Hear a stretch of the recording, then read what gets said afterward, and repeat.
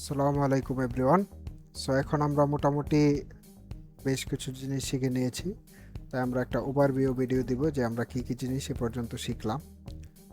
তাহলে আমরা যদি দেখতে পারি, আমরা ফার্স্টে শিখলাম আমরা কিভাবে একটা প্রজেক্ট ক্রিয়েট করব। তো প্রজেক্ট ক্রিয়েট করার জন্য আমাদের এখান থেকে নিউ প্রজেক্টে যেতে হবে, এখান থেকে প্রজেক্টের নাম সিলেক্ট করতে হবে, তারপরে আমার ক্রিয়েট প্রজেক্ট দিলে প্রজেক্ট ক্রিয়েট হয়ে যাবে।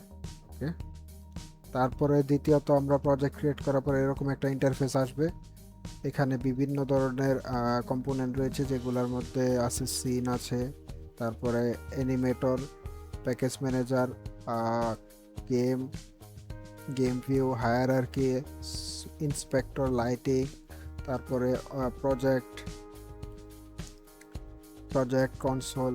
সো প্রত্যেকটার কাজ আমরা মোটামুটি টাচ করেছি যে কোনটার কি কাজ।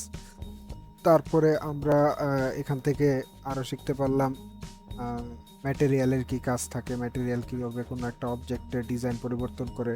তারপরে আমরা শিখলাম টারেন কীভাবে কাজ করে, টারেন মূলত একটা গেমের গ্রাউন্ড হিসেবে কাজ করে। তারপরে টারেন্টের মধ্যে আমরা কিভাবে এই গ্রাস লাগাতে পারি অথবা ট্রি লাগাতে পারি সেই জিনিসটা আমরা শিখলাম কিভাবে আমরা প্যাকেজ ম্যানেজার থেকে আমরা যে কোনো একটা মডেল ইম্পোর্ট করতে পারি। তারপরে আমরা শিখলাম গেম ভিউতে কিভাবে আমাদের গেমটা দেখাবে, অথবা ক্যামেরার মাধ্যমে আমরা কিভাবে গেম ভিউর জায়গা পরিবর্তন করব।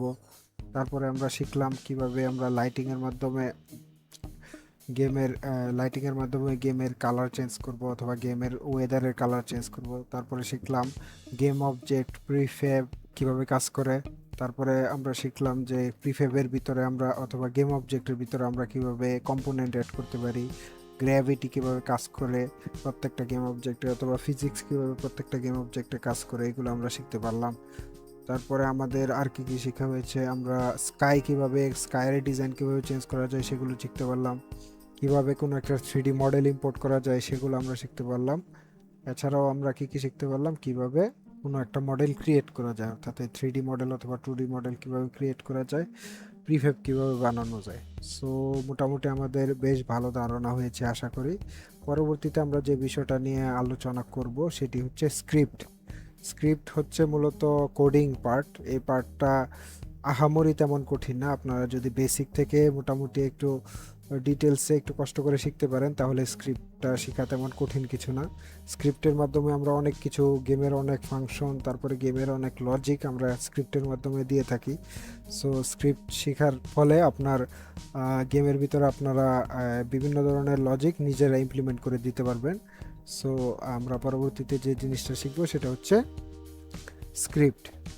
সো স্ক্রিপ্ট ইউনিটিতে যে ল্যাঙ্গুয়েজ দিয়ে বা যেই কম্পিউটার ল্যাঙ্গুয়েজ দিয়ে করা হয় সেটি হচ্ছে C#।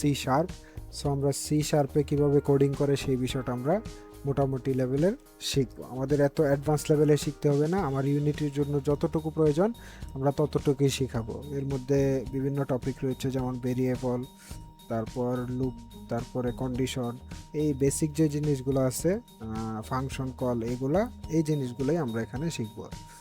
এর বাইরে তেমন কিছু শিখবো না, কারণ সব কিছু আমার দরকার নেই। তো আজকে এই পর্যন্তই থাকুক। পরবর্তী ভিডিওতে আশা করি আমরা স্ক্রিপ্টের জন্য নতুন টিউটোরিয়াল ছাড়বো। সে পর্যন্ত ধন্যবাদ সবাইকে।